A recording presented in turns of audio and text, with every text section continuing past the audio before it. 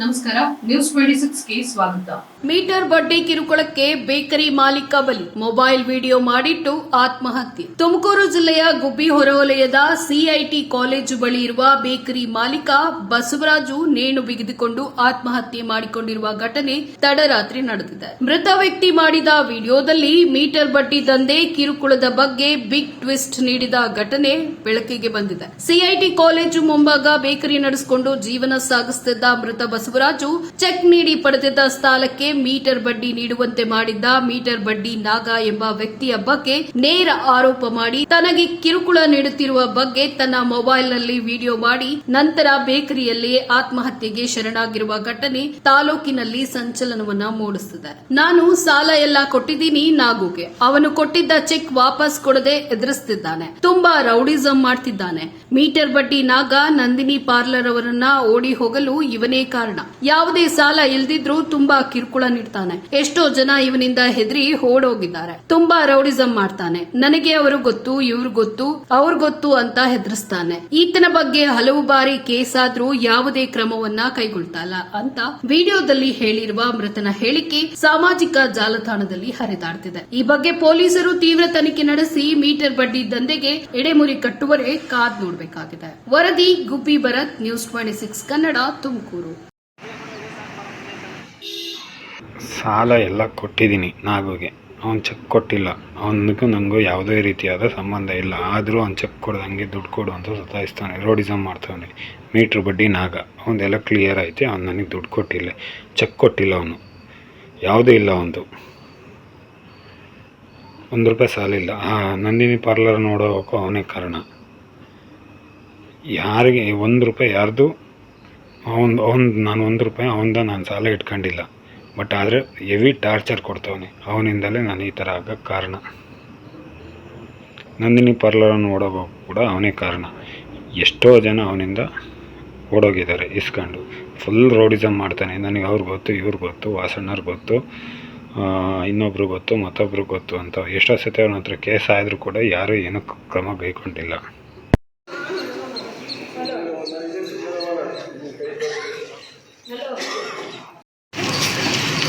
ಒಬ್ಬರು ಸಾಲ ಕೊಟ್ಟು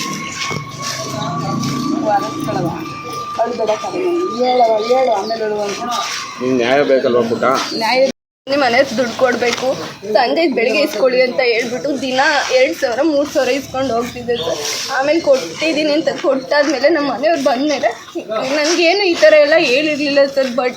ದಿನ ಬಂದುಬಿಟ್ಟು ನನ್ನ ಗಂಡನ ಸಿಕ್ಕಾಬಿಟ್ಟೆ ಟಾರ್ಚರ್ ಕೊಟ್ಬಿಟ್ಟು ಬಡ್ಡಿ ದುಡ್ಡೆಲ್ಲ ಕ್ಲಿಯರ್ ಮಾಡಿ ಚೆಕ್ ವಾಪಸ್ ಕೊಡಿ ಅಂತ ಕೊಡದೆ ಆಟ ಆಡಿಸಿ ಈ ಥರ ಮಾಡಿಬಿಟ್ಟಿದ್ದಾನೆ ಸರ್.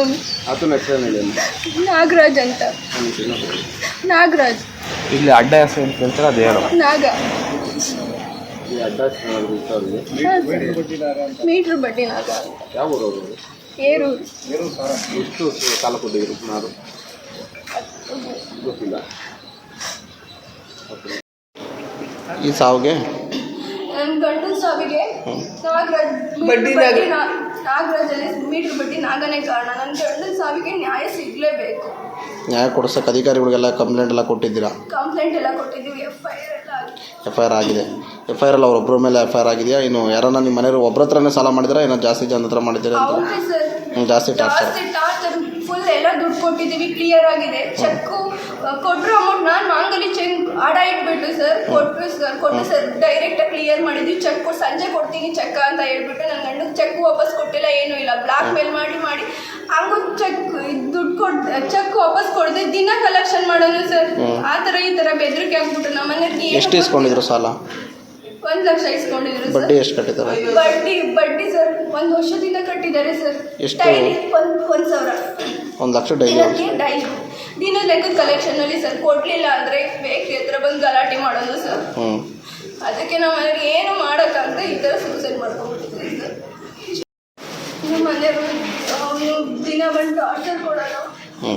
ನಮ್ಮ ಮನೇಲಿ ಇದ್ದಿದ್ದ ಬಂಗಡಿ ಹತ್ರ ಬಂದು ಅಮೌಂಟ್ ಕೇಳೋದು, ನಾನು ಕೊಡ್ತಿದ್ದೆ.